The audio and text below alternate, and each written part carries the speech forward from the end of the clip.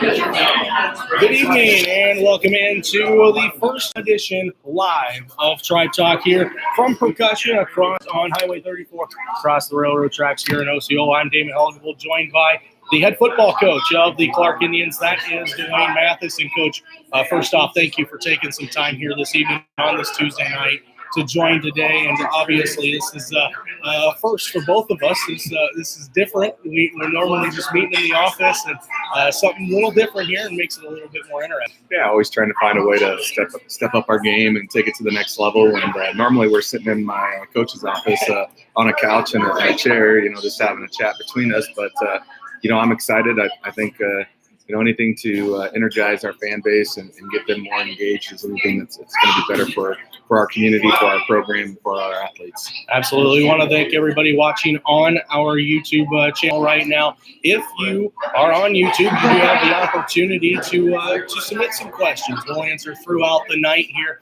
Hour-long program. What we're going to try to do here, we're going to try keeping it to an hour. Sometimes we get to talking and it might not stop, but we'll keep it to an hour as much as possible. We've got the chat on the right side of the page. Go ahead, click on that, ask a question or two, and we will see if we can get that answered throughout the show here tonight. And a big one more or less. This is so much different than what we're used to doing here, obviously, because of the live portion of it, the video camera portion of it. Most of the time you guys are looking on YouTube and seeing the pictures. The final product. Absolutely. Right? Yeah. This is a go for us. This is the first time for us. Obviously we want to thank. Got a big lineup coming up. Obviously, we'll talk to Duane Christian here next with Coach. We'll also talk with the youth coordinator of the youth football program, Jared Gaskell. We will talk with a couple of individuals on the football squad here as well. And we'll wrap back up with Coach, talk a little bit about Centerville, talk about that matchup coming up, and a big one within district play. Obviously, district play started 2 weeks ago now. Here we are in this week's game. Just finished up with Duane Christian. Obviously, talking a little bit now about Duane Christian, Coach. Obviously, it didn't necessarily go the way you guys would like it to. Obviously, 63-30 final score in the contest. You are facing probably one of the best quarterbacks in the 2019 class and the 2020 class, actually. And obviously, just an outstanding athlete, Jackson Waring, nonetheless. Talk to us. Give us an overview of the Des Moines Christian ball game. Well, Jackson Waring is, he's all right. He's certainly, you can tell he's a polished quarterback. He's able to extend some plays with his feet. He's able to make a lot of throws on the football field that are hard to defend, for a lot of programs, not just our program. And, but I think it's important to recognize that it's not just Jackson Waring that makes that team click. I mean, they have a number of athletes on their team. They're well coached. They have a pretty dynamic offense. It's explosive. Probably can score, at any point on the field. I mean, so when you face offenses like that, you really got to be clicking on all cylinders on defense. And they exposed some areas due to some injuries that we had that we were kind of concerned about. And but I'm still proud of our team. They didn't stop competing. They tried as hard as they could. And ultimately, that's all we can ask for as a coaching staff. Absolutely. Obviously, a very good team in Des Moines Christian, a lot better team than what they were a season ago. And their record obviously shows that, as well as their play. Taking a look deeper into the contest itself and taking a look more at your guys' side of things, taking a look at players like Riley Dominic, who was 2 yards away from rushing for 200 on the double century mark there, and almost went to that mark. Had 3 scores in the contest. She had a player in Chris Carson who only had 22 yards, but also scored a touchdown within that. And then you also had Carlos Ianez touch the ball and 4 times, and he had 59 yards as well. So lots of explosive players and lots of explosive plays for your squad. Nonetheless, on the offensive side, kind of give us an evaluation of the offensive side against the Des Moines Christian. Well, for total offense, obviously they almost hit the half-century mark. They had 486 yards total offense. But we don't feel like we were that far behind them. We had 336 yards of total offense. We had 285 yards rushing on just over 40 attempts. So, we felt like we could run the ball against them. Like you said, Riley had 198 yards rushing, just a couple of yards short of 200 yards, and but he was, anytime we got close to the end zone, we feel like we can punch it in. We just kind of ground and pound it and get it in there. And I was really impressed with Carlos E. Yanez. We have 2 Carloses on the team. When he was in the position that Chris normally is in, at our wingback position, but due to some injuries, we didn't have Fonnie Fry available to us, and Garrett went down pretty early. So we had to switch Chris around and put him in there at halfback, which that's a position. That's why last week we talked about having guys that are kind of interchangeable, and really it's kind of hard to defend because we have so many different guys that you can't just focus on a Garrett, or you can't just focus on a Chris or Riley, because one of those other guys is going to break loose, and you saw that on Friday. Whether it be Carlos or Chris or Riley. And so, we just feel like offensively, if you try to shut down one, another one's going to be able to break loose. And so, real disciplined teams are going to, find we're going to struggle against, in the sense of, if they're physical and play their gaps and don't get caught up in our misdirection, then we'll probably struggle a little bit. But that's just football. Then we make adjustments and we go from there. Absolutely, and obviously, the explosiveness of your guys' offense this year has been a lot different than it was a year ago. But it's just been it's explosive plays in ways that you don't think of.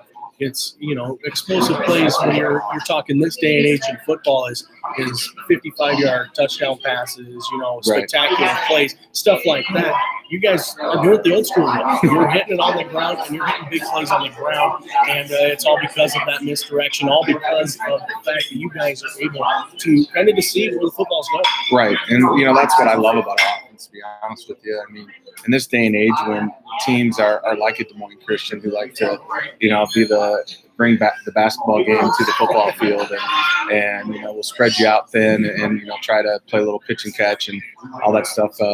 We can grind it down the field, 3, 4, 5, 6 yards a pop, or we have big play potential. As you saw, Riley on Friday's game had 2 runs that were over 50 yards. I mean, so and to be honest with you, those plays that he broke were just straight up the middle plays where he found a seam. We had a good down block, and a wall was set. He made it one cut and just caught that wall, and everyone else was sealed off, and he was off to the races. Absolutely. It's just simple things like that get the job done for you guys. And obviously, Des Moines Christian isn't necessarily the game you want to continue talking about and move past, and we will get to do that here. I do want to talk a little bit about the defensive side of the football, and talk a little bit about one of the individuals that we will be talking to here later on in the show, in Ethan May, and his work on the defensive side of the football. He had that interception that gave him the league leader or second in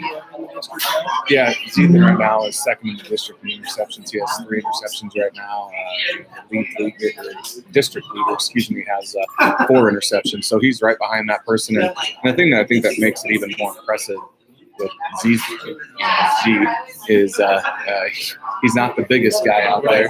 He'll probably tell you he's not the fastest guy out there, but he's a student of the game. He's pretty cerebral in knowing what's going to happen out there, and he just doesn't put himself in too bad a position.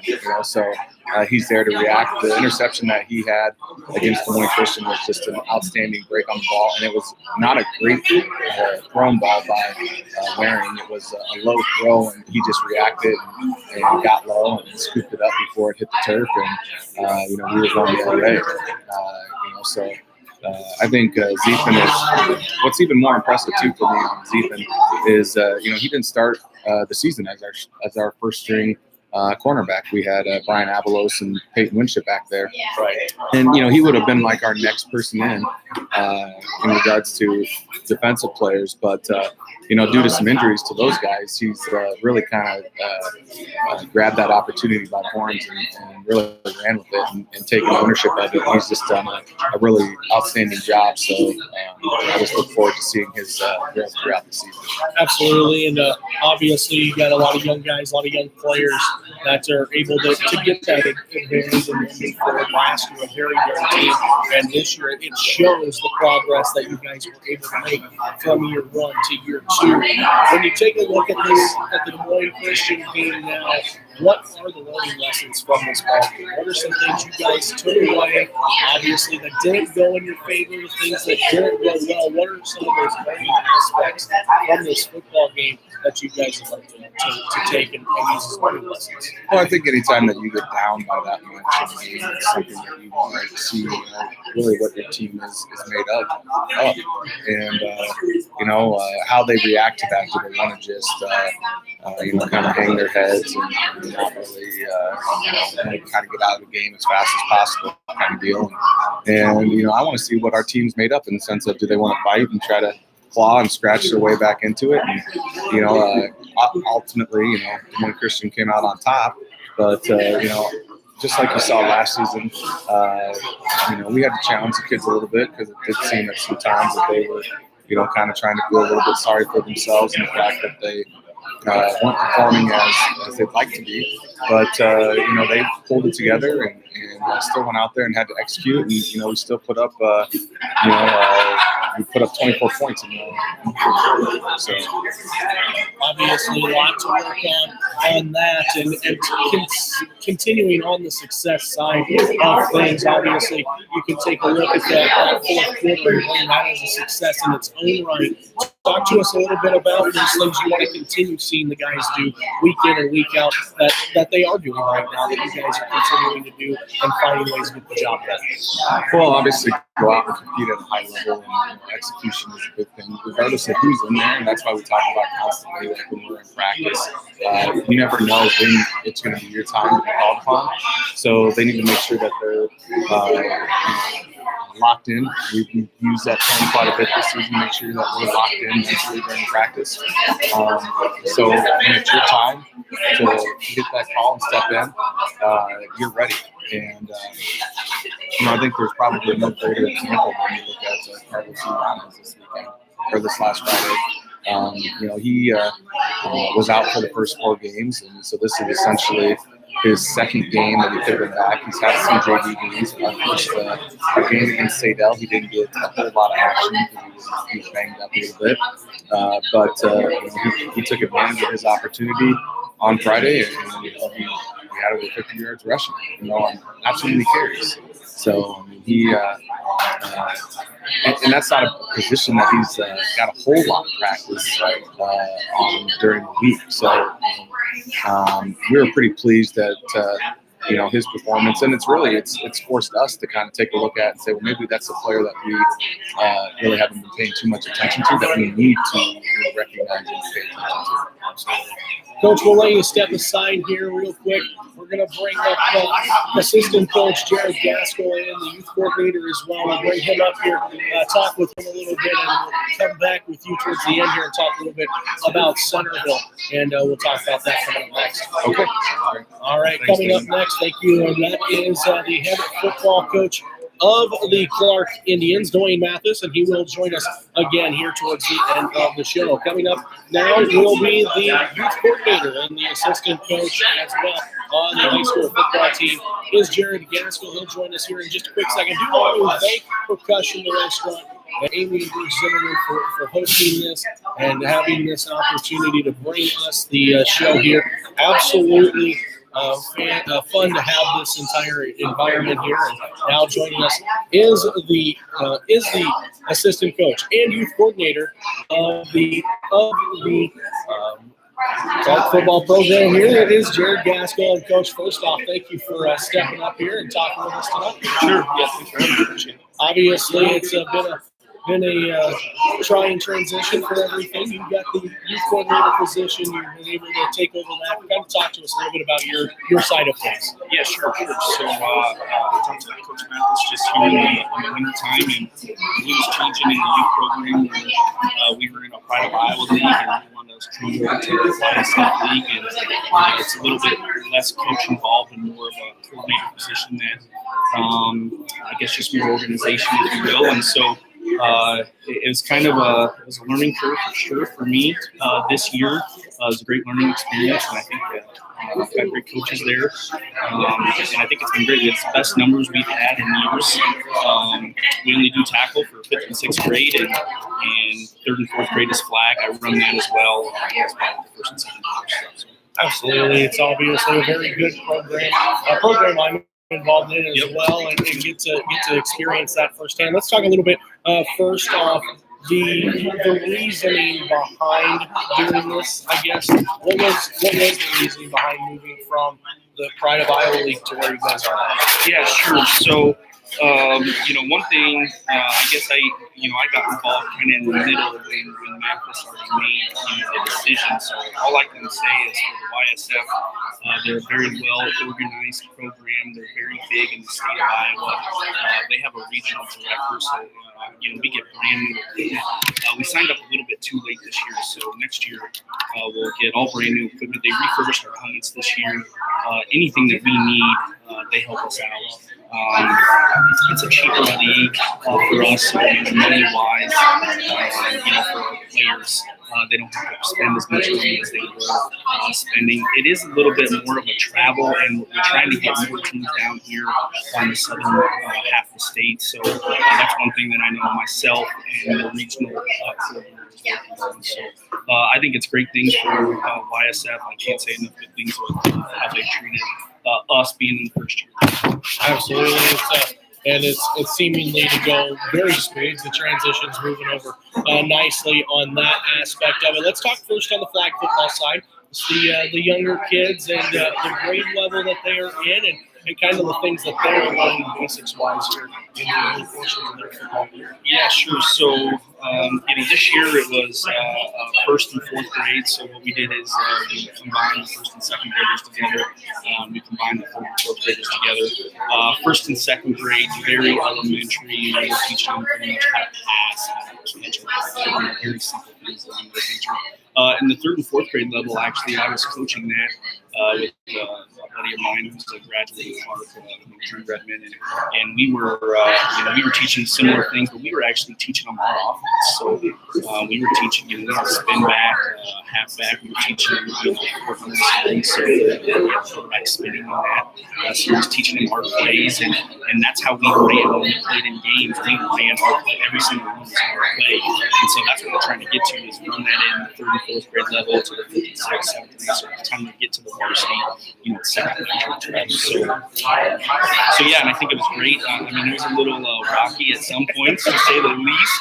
But I think for the most part, it went number-wise, what were you guys looking at numbers-wise this year? Do you kind of have that remember? Yeah.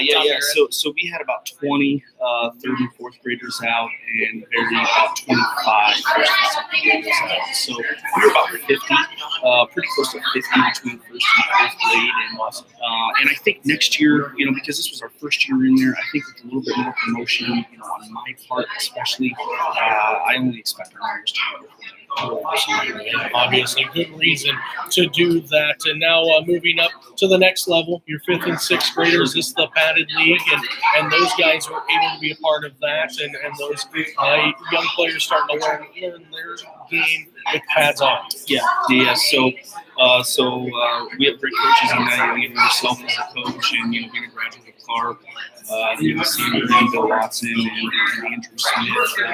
So Sandberg and Watson have been in there for a few years. So I kind of let them, help lead me in some things as far as behind the scenes type of deal. But yeah, so in that level, we're teaching, how to tackle, how to play football, and it's that's such a vulnerable age. And with everything with concussions and injuries now, it's such a touchy subject to even put pads on kids at that age. So, so you got it. It starts with the coaches there, and I think we have a good group of coaches to teach our kids, and they're running our offense a little bit in the youth league as well. I got started a little late, so they're not running our offense, but I think a little bit, and that's what we really want is the terminology, for them to learn at that age, so it's just second nature. Absolutely, continues growing year on, and obviously it seems to pay dividends, and it's in the long end. Obviously, you look at where you guys are number-wise at 50 first and fourth graders, and now you're sitting with about 30 fifth and sixth graders, and it's over just 80 kids learning the terminology, learning the game of football in general. That's a big one. Yeah, and I think too with the price point that we had was one big reason why we had kids go out. And I tell you what, at this varsity level, we get a couple, with the season that we've had, then that's going to make those younger kids want to go out even more to be part of something that we're doing this year. So I only expect our numbers to grow. I mean, I'd like to see, 40, 50 kids out next year for that 5th and 6th grade level. Absolutely.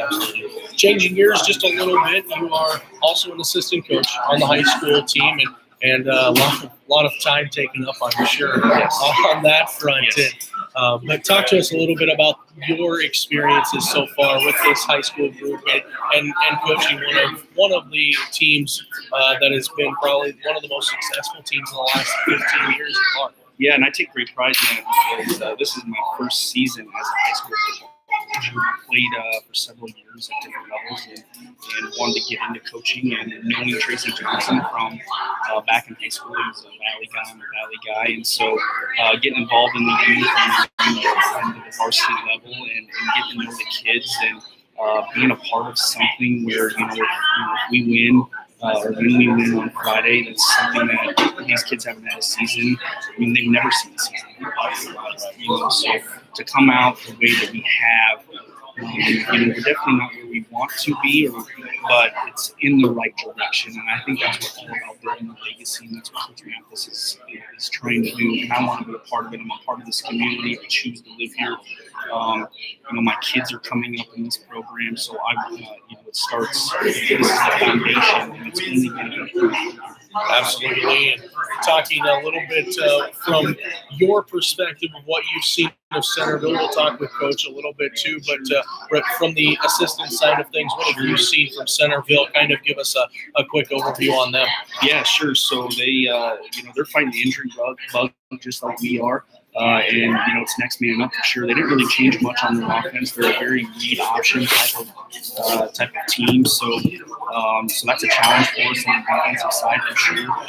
Even option teams can make a good team look silly at sometimes, and so you have to play very disciplined defense on that side of the ball. So that's one thing is going to be tricky for us this week. Playing very disciplined defense. They don't grow a lot. They're pretty strong team. Very fast, very quick kids. On the offensive side for us, nothing really changes. They have some big guys up front, but we're just going to play hard and run our offense. We never know with this offense. You never know what defense you're going to face. Right. So we're pretty sure we're going to face probably a 4 or 5 man front with some backers on the outside. As long as we block, we'll be all right.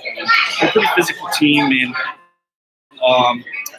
but I think if everything goes well, Coach, thank you for taking some time here tonight, stopping by, talking about the little kids, talking about that, and how they can get involved. Yeah. So next year, we'll have an off season, and then we'll start putting things out on social media and schools and have a sign up kind of like we did last year, and hopefully our numbers just go from there. So I appreciate you having me. That is the youth coordinator, Jared Gaskell. Coach, thank you once again for stopping by. Thank you.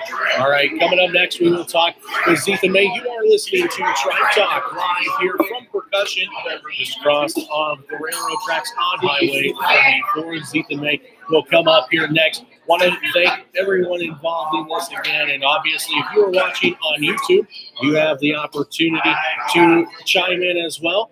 And, get on that chat box there and send us some questions your way. Now stepping up to the table now, Zethan May. And Zethan, thank you, first of all, for taking some time to join us. Man of many words, aren't you? Yeah, I don't think so.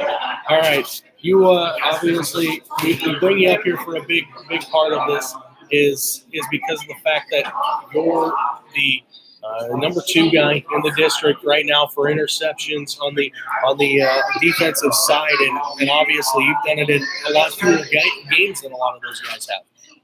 Talk to us a little bit about the games you played in, and kind of the experience of getting it done.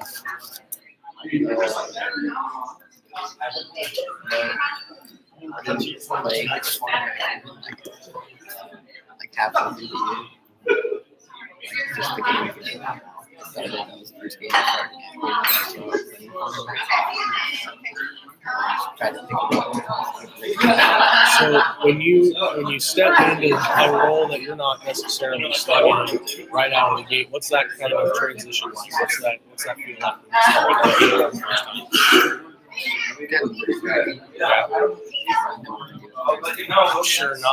Sure, kind of makes it a little crazy going through trying to make sure you get your assignments and all that in its own right. Now, when you stepped onto that field at that time, did you think you were going to be in even contention with this interception deal right now?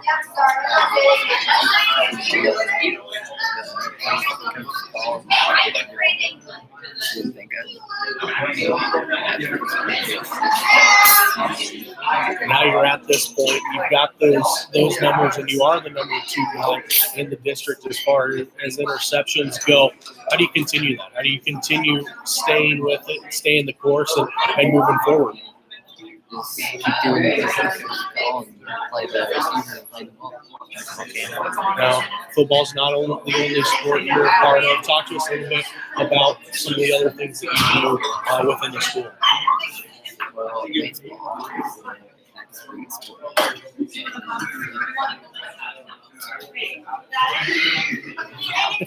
Then, obviously, not just baseball. Give us everything you're part of. Wrestling. Yep. Track. Helps a lot. Everything for all the other sports. Wrestling helps. Absolutely. Now, when you get ready to go take on Centerville here, obviously you've had a couple of days to kind of look at what they do, or at least one day for sure. You guys have the opportunity to look at what they do. Talk to us a little bit about Centerville, some things that you have seen from a player's perspective. Running around the outside, keep passing, do a lot of stuff.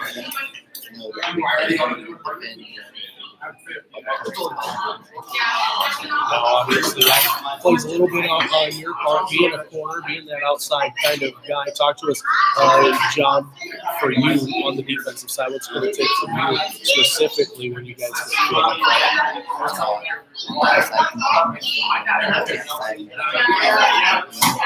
your tour's done? Yeah. See, obviously, not a man of many words, but you got a few out here for us today. Thank you for stopping by. Obviously, it's a pleasure to have you join us here. And congratulations, by the way, on being the number 2 guy in the district. Awesome. That is Ethan May joining us here today, and that will do it for him here on Tribe Talk. We do want to thank you for tuning in to Tribe Talk again here on this beautiful Tuesday evening. And I do want to thank a few people again. We want to thank Percussion for hosting this great event, and then also bringing up the fact that we want to thank Chad Reek at the KSIB radio station for loaning us camera equipment and all the other items as well. And also loaning the ability to get everything brought up here.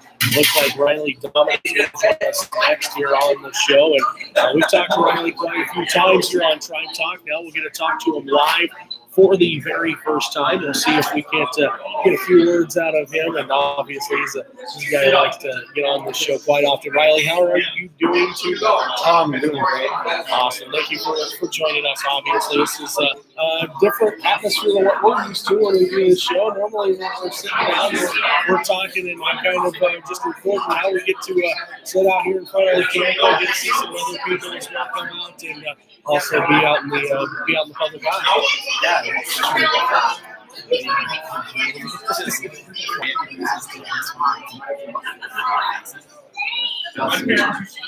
Now, last week was a big week for the team. Obviously, on Friday morning, had the Channel 5 Blitz crew come in.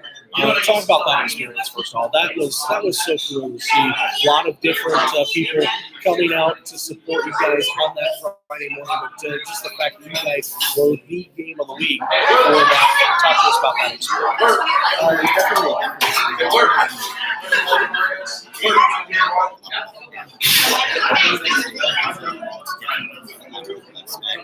When they were there, they were very energetic. Just kind of going in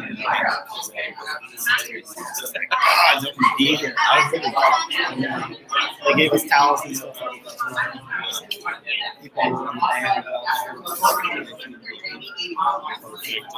Obviously, the game itself against Duane Christian didn't necessarily go the way you guys wanted to, but you're 2 yards away from going 200 yards rushing in that contest as well, and have 3 scores in that ball game against Duane Christian. Talk about the night overall. Talk about the game from Friday night. It was definitely a good game.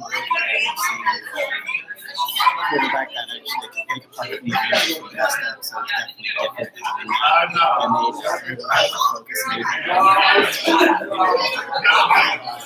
Offensive wise, was a little bit trudgy. I'd like to say had to pull out some tricks. And then that's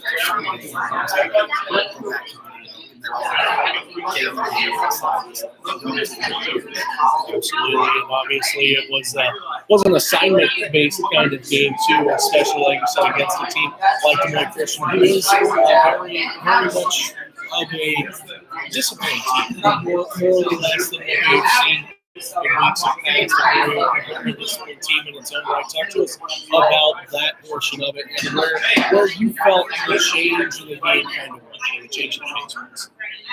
Definitely where you can see that. We gotta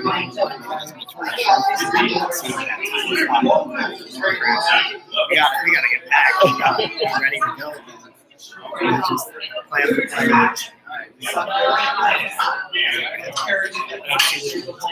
Absolutely, and obviously a great night for you.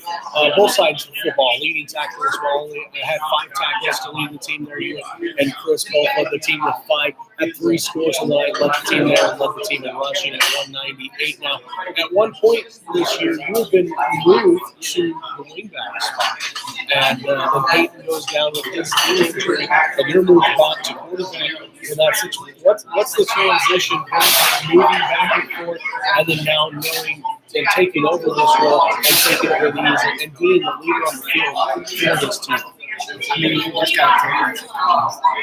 You have to respect everybody in positions. But also people in flexible position. Peyton gave me out front square for he was put at spinning back when we got the system that's been up. We had to just go over and be ready to go again. Definitely done that to that point, obviously, Saydell's show. And then being down to Duane Christian, but showing that you can still score points late in the ballgame. I think close to 24 points in the fourth quarter alone. That's a big number to show that you guys haven't given up on that game whatsoever. And really made it look a little bit more respectable. Yeah, it was definitely after we had not giving up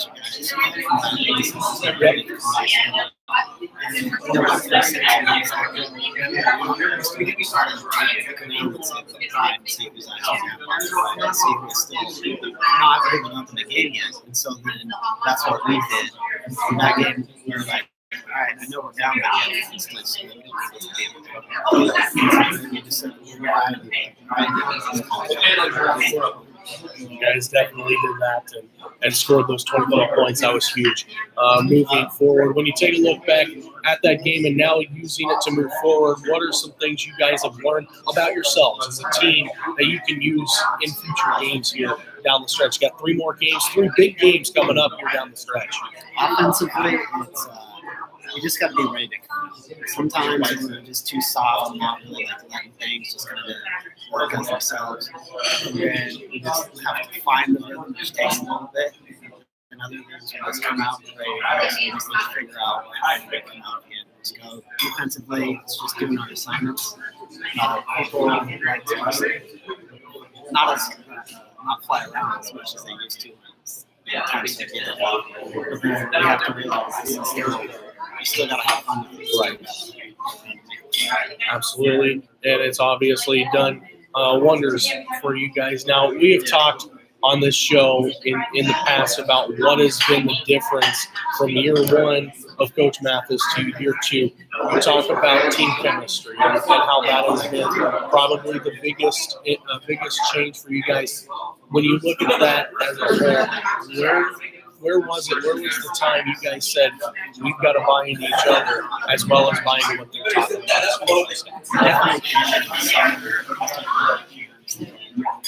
Senior guys, I guess it's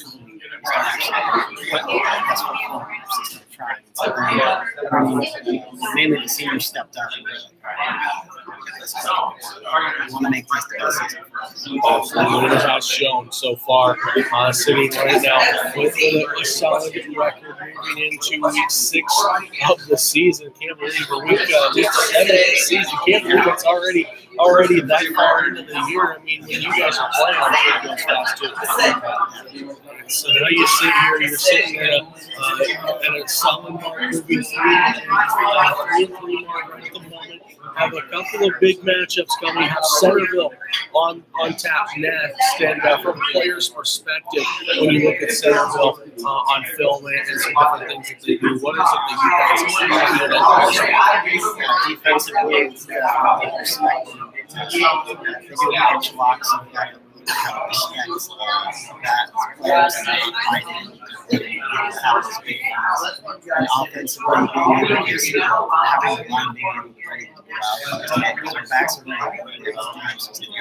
So as soon as they pop out, perfect. Yeah, obviously it's been a nice trying time to get this momentum rolling. Being at the school, being on the team, what's the buzz around it for you outside of the program? From guys, from players, or from people who are outside, from a player's perspective, what are you hearing from like classmates that are on the football squad, some different athletes on that side? What's the buzz about the program? Yeah, it's definitely people are excited about it. It's not just like you guys are good. Yeah, we are. We keep getting like classes out there, and players, like former players and other classmates are like, man, I wish I could go back. This is worth it. I should have came back here in the beginning and just stuck through it. It's like you didn't buy him to the program. This is all it's about buying in and having a collective. That's big and that's huge. Not only for them, but for you guys and for this community to know. Now moving into these last few weeks of the season, playoffs by far are not out of the question by any means. You guys control your own destiny on that rate, sitting right there on that bubble line of in or out kind of stuff. Talk to us now. What you guys specifically have to do these next 3 weeks to put yourself in a position to be in contention for a playoff spot. It's definitely we need to focus more on what's happening. And then it's the being able to realize we got to trust it. I mean, I do it myself. I try to work too much with other people, not necessarily bad way. I try to compensate. I try to be that person, but when I realize that they have their job and I have my job. They do it. Riley, obviously, we thank you for stopping by here tonight and talking a little bit here, and obviously different. Yeah, I mean, we think it's different. It's not the same old thing. What do you think about this setup? It's definitely nice to have. I mean, you can like look out and see who's all here, see who's showing up. It's different being able to have coaches just call you up and be like, You're right. Obviously, that's a good part. Now, when you look down here and you see a few of the guys, what's the message to those guys who didn't show up? I mean, it's definitely. You got some people just pointing at you now. I got some years going on. But it's definitely, I know some of them definitely have school. Right. I mean, the student athlete Takes priority. But other guys, it's just realizing that you're our team. We expect you to be here. So you may just be like, hey. Right. Obviously, it's a fun atmosphere, fun environment, and hey, you gotta go and check yourself out on YouTube too. Why not add on top of it? So, Riley, thank you for stopping by with us here. We obviously appreciate it. We thank you for taking some time and stopping out here at the show site tonight. Awesome. That is Riley Domina. Thank you once again to him for stopping by here today. We're going to come up next. It looks like we'll mix up who's coming up next, and I believe you're next. All right, David Floyd's going to join us here on the show on Tribe Talk next. We'll get him all geared up, get set up, and ready to go, and we'll get him all mic'd up here now. David, once again, thank you for joining us and joining the show here and being a part of Tribe Talk once again. Yeah. We've had the opportunity to talk in the last couple of weeks or so, and now I have the opportunity to have you on. What do you think of this setup right away? Pretty neat. Yeah, a little bit different than sitting in an office talking. Yeah, a lot more social.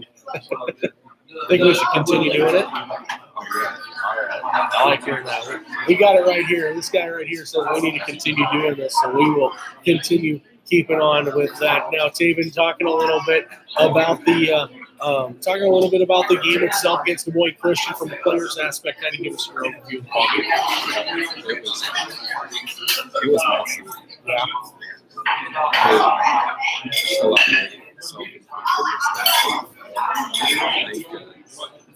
Once we start cleaning that up, it's awesome.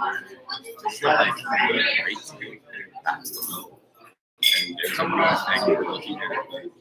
Like once we start, I think we could do a lot here.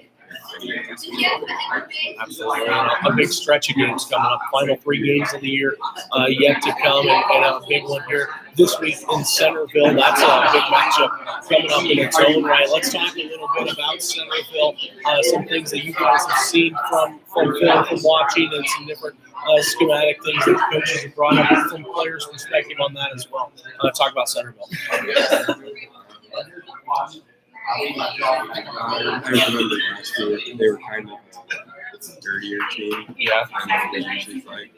So I think as long as we can I think it's just going to come down to a mental and self-discipline thing like it always does. Absolutely, and a team that generally likes to run the football a little bit. They're more on the based on the run. Now, when you guys look at your side of things, and you talked about being a little bit messy on last Friday, how do you guys go about cleaning that up here? We just get a lot more focused.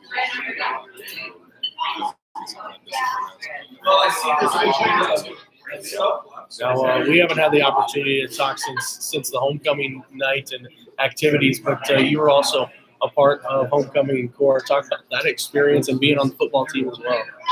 Actually, I got to come on. And Mom was really mad at me. I was just trying to keep the kids. Bet she didn't like that too much. She was pretty negative. That's awesome. That's great to have, and always a memory you can keep in the back of your mind. Mom,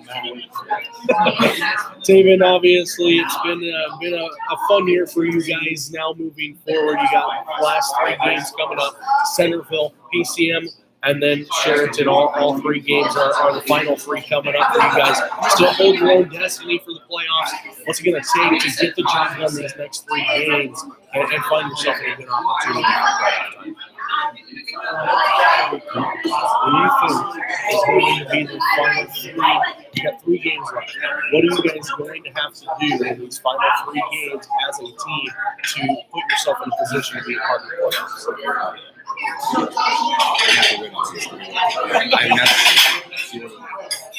Be good about it. I'll take that. At least you're honest about it. David, thank you for taking some time here tonight, joining us, talking a little bit about the season, about the Duane Percussion and what you guys have coming up. And good luck as you guys take on Centerville this week. That is David Floyd joining us here, and we will bring Coach Matthess back up here in just a little bit, and he will be joining us as well. We'll also bring up a couple more players. We'll bring up Spurston Bootleg, and he'll join us here next as well. And he's gonna talk to us here real quick. We'll see, get it mic'd up here real good and get on here. Let's bring that mic up just a little bit. Now, Spurston, here they call you the tree. Yeah. I wonder why. Because Let's see. What are they trying to say? They're just waiting okay. They call me Tree. Coach Matthess came up because spruce is a type of tree. Yeah. I guess it's one thing you can add to the books for moving forward. Talking a little bit about football side of things now, and all of that. Duane Percussion was your last game. Obviously, not the way you guys would like to see it. Moving forward now, when you guys look at the game, moving forward, what things can you take away from that? Things from the Duane Percussion game. What things can you take away that you guys can work on it and move forward? Okay.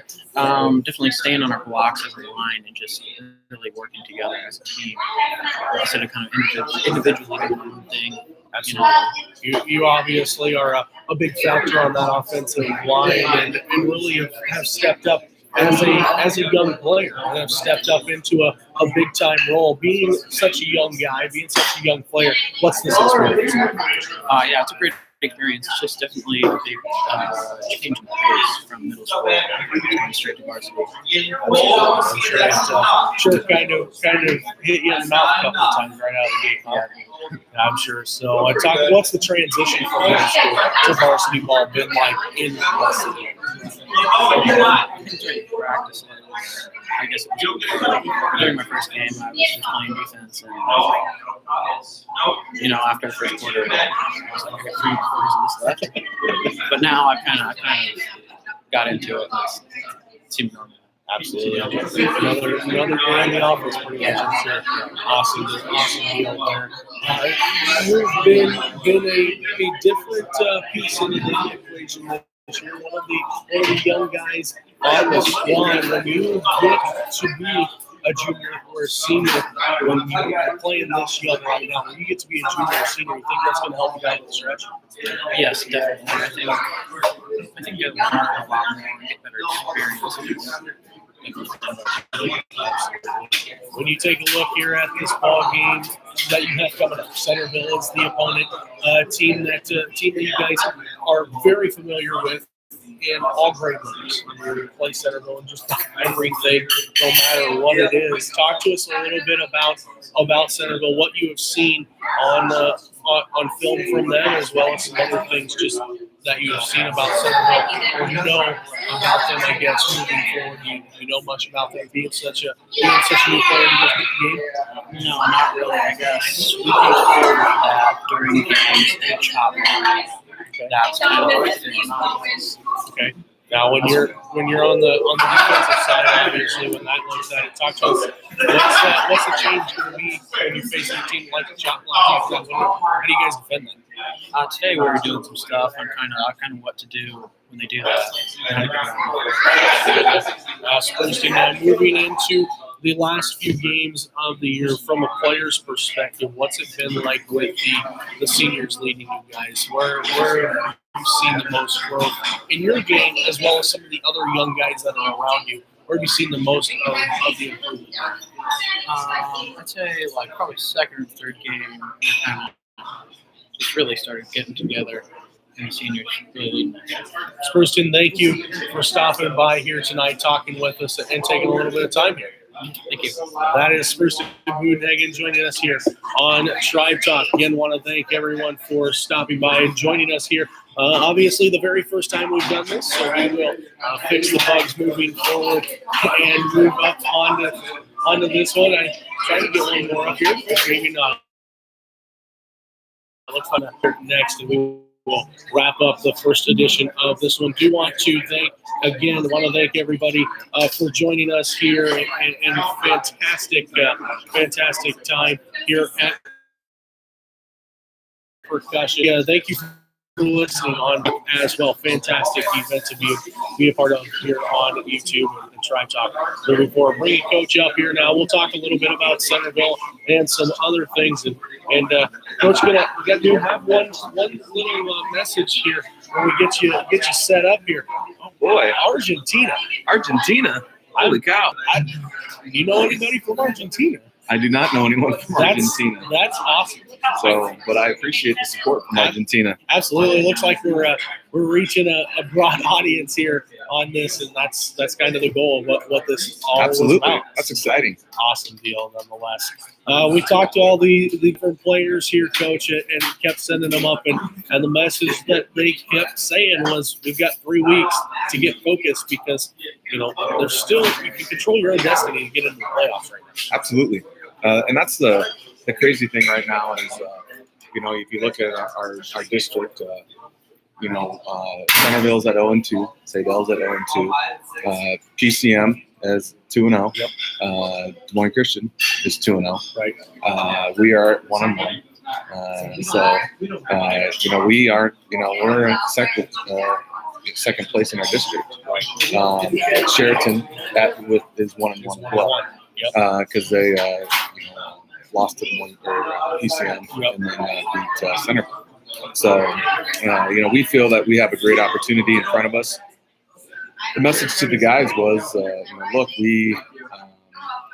if we can take care of business against Centerville, and they're going to pose some challenges for us as well, but we like to think that we're going to pose some challenges for them as well.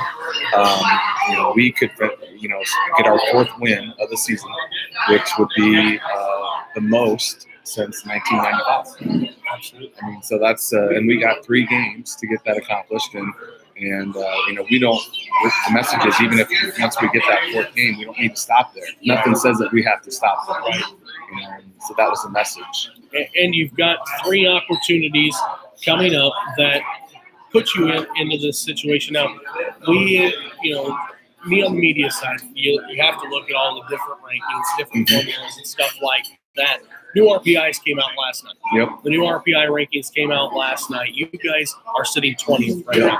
Do you look at that throughout the time? Have you looked at it? Yeah, we've looked at it, but here's the thing, like going into this season, like when they asked, after the RPI and everything was released by the state of Iowa about December or so last year, a lot of coaches were up in arms about it, saying, how could they do this? How are they going to determine? There's just a lot of unknowns, and especially since we don't control our own destiny in the sense of who we schedule preseason or non-district games. And so, they said, if we scheduled our own non-district games, we would feel better about it. But, ultimately, at the end of the last season where we were as a program, I wanted to schedule games in our non-district that would be competitive games.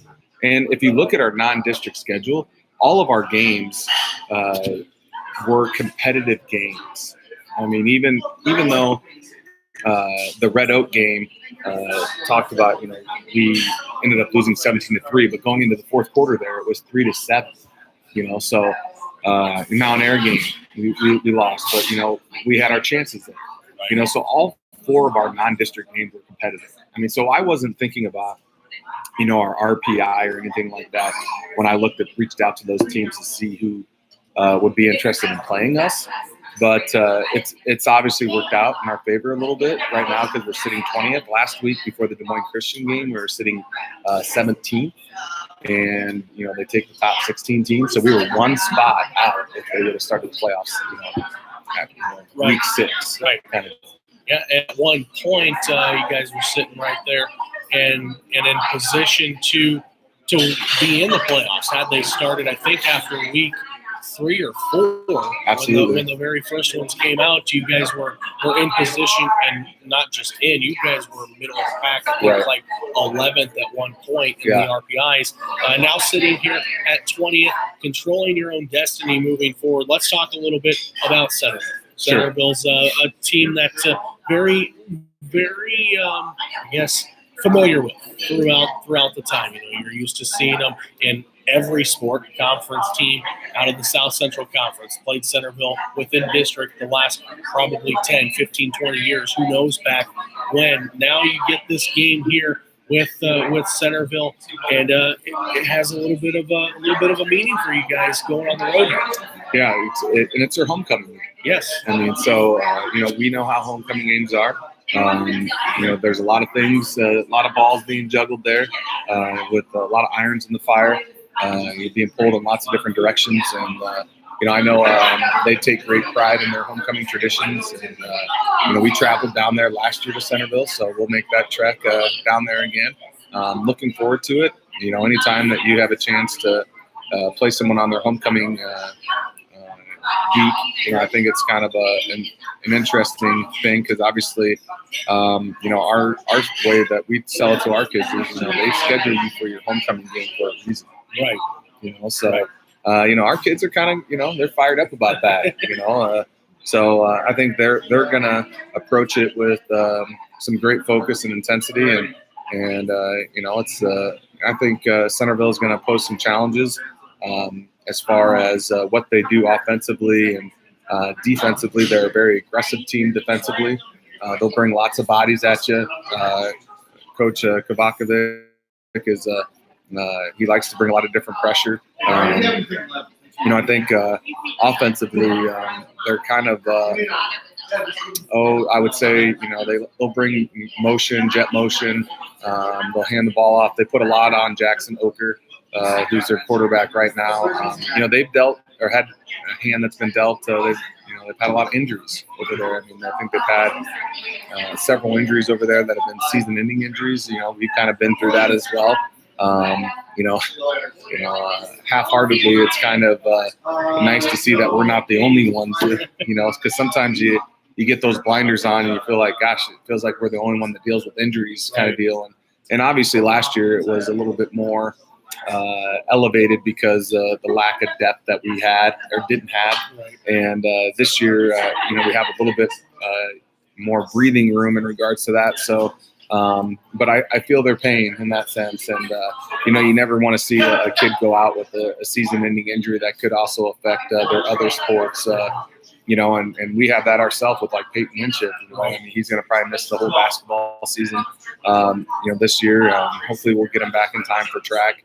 He's a big part of our track success, being a state qualifier, and so they're gonna be a little bit different than if we would have faced them week 1 or week 2, due to their injuries. Right, and as a lot of teams that come down to it. At this point, when you take a look now, moving forward into this ball game, you talk a little bit about them bringing a little bit of pressure, and obviously you guys have seen that majority of the year. Teams stacking the box, at times 10 guys into the box, trying to slow you guys down, and that necessarily hasn't even stopped you at that point. When you guys look at the game as a whole coming up, what is going to be a difference in this ball game on Friday that might give you the edge? Well, I think just our guys executing every opportunity that we have on offense. We got behind the chains last Friday and had we had 5 turnovers. We lost 2 of them fumble wise, but you don't want to put the ball on the ground and put yourself in a 3rd and long, 4th and long situation. 2 of those fumbles that we had last Friday were on a 4th and 1 situation, going for that first down. And that's a killer when you're especially when it's on 4th down. So that's the drive that's your money drive. That's your money down to try to get that to pick up that first down. So our message to our kids was like, look, this week, let's not have any tournament. Let's not have any balls touch the ground. Right. So let's not self-inflict things that's going to put us behind the 8 ball and get us out of a manageable first down situation, or conversion situation. So, as long as we execute and make some adjustments that I'm sure we're going to have to, just like they're going to have to make some adjustments to us based off what we do. On defense or special teams, I think it's going to kind of come down to who makes the better adjustments and who executes. Well, we're at the top of the hour, coming to a close here. Final thoughts before we head into this big week. I do want to make a quick mention that the 7th graders picked up a win over Albia, 36-14. So success starting to trickle on down now. Yeah, I was going to actually mention that, so I'm glad you did, Damon. From our youth program, and I know you had Coach Gaskell on and talk about that, and I know that I think you asked them, why did we make the switch from Pride of Iowa to the YSF League, and I can kind of answer that because I kind of spearheaded that, and just from an equipment standpoint and some of the things that YSF provides. I thought it was going to be a little bit better situation and easier for the people who manage it. And, since we don't have, we have kids or adults that are kind of transitioning out of it, due to their kids getting older, it made a little bit more sense to go to the YSF League. And that's kind of what I'm familiar with from where I came from. And so I thought it would be a good transition. But if you look at our youth football league, our middle school, and then our high school, we're having success and they're implementing our stuff that we're doing. So, as they continue to grow in our program and they're hearing the same thing year in and year out, I think it's only going to pay dividends for our kids and our athletes in our program. And it's just great to see like our 7th and 8th graders and our youth kids running our stuff because, they may not get that success right now. But, again, when they get to the high school level and, this is their 3rd or 4th year running this stuff, it's going to allow us to be able to do so much more and grow so much more with what we're trying to do. And so my hat's off to all them. And it's just, it's great to be an Indian in regards to our, Clarke football program in all levels. Most definitely. Coach, we head into this week with Centerville. Final thoughts here before we close the show up. I just, hopefully we can get some of our fans to make the trek down and support us in the audience there in the crowd. Our kids feed off that, and they're going to be ready to play, and hopefully, we'll be celebrating our own little homecoming over there at Centerville, and but I know it's gonna be a challenge. They're going to be ready to play, and I know Coach Kovakovic over there is going to have them focused and ready to go. And, I think it's just going to be a hard-fought game. And, I'm predicting that it's probably going to be a close game. I hope it's going to be a close game. And hopefully we can find enough in the tank to finish one of those because we had our chance against Mount Air. And I think our kids saw that, and they want another chance at being able to close one out. That is the head football coach of the Clarke Indians, Duane Matthess, here on Tribe Talk. Coach, thank you once again for stopping by here tonight. And first Tribe Talk Live, and I think it went pretty well. I think it did too. Hats off to you, Damon. I know you kind of spearheaded this, and I know it can be kind of hectic and crazy, but you're a great asset to have to our program, and we appreciate all the hard work that you do for us and getting our program out there and to our fans and making it accessible to people who necessarily can't be there. And it's just a great thing for our program that gets our kids something to get excited about, and the parents and all that kind of stuff. So again, thank you for everything that you do. Well, I appreciate that. And obviously I want to thank Percussion for hosting this great event as well. Bruce and Amy, very great host to us here. I want to thank you for bringing the team out and everybody who was out here and everyone who had tuned in on YouTube throughout the night. Thank you as well. Hopefully we can try this once again and see what we can do next week possibly. Yeah, and absolutely. And not to, to kind of piggyback off what you said, after games on Friday nights, Percussion always, make sure that they stay open for that kind of after game crowd. So if you weren't aware of that, make sure, if you're in town and you're at the game, you can always go out to Percussions afterwards And again, they've been great with this and hosting us, and that's the least that we can do is to try to get some people in here and show them some love for taking good care of us. So.